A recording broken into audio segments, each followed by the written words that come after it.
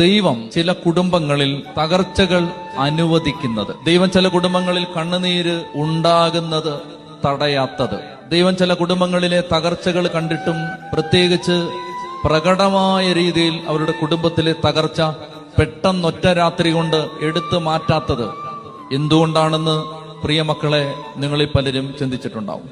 ഒരു കാരണമില്ലാതെ സഹിച്ചുകൊണ്ടിരിക്കുന്ന ഒരമ്മ, യാതൊരു കാരണമില്ലാതെ ഒരുപാട് വർഷങ്ങൾ പ്രാർത്ഥിച്ചിട്ടും മോചനം കിട്ടാതെ വേദനിക്കുന്ന ഒരമ്മ, ഭാരപ്പെടുന്ന ഒരപ്പൻ, ആ അപ്പന്റെ ജീവിതകാലത്ത് ഒരുപക്ഷെ ആ അപ്പന് മനസ്സിലാവില്ല അപ്പൻ എന്തുകൊണ്ടാണ് ഈ സഹനത്തിലൂടെ കടന്നുപോയതെന്ന്. ജീവിതത്തിലെ പ്രയാസങ്ങളെ, ജീവിതത്തിൽ നമ്മൾ കടന്നു പോകുന്ന സഹനങ്ങളെ പ്രിയപ്പെട്ട അമ്മേ, അപ്പ, വിശ്വാസമുള്ളൊരു പിതാവും വിശ്വാസമുള്ളൊരു മാതാവും വിശ്വാസമുള്ള മക്കളും ജീവിതത്തിലെ ദുരനുഭവങ്ങളെ കാണേണ്ടത് ദൈവം ഈ ഭൂമിയിൽ എന്തോ ചെയ്യുകയാണ്. അതിനെന്റെ കുടുംബത്തെ ദൈവം തെരഞ്ഞെടുക്കുകയാണ്.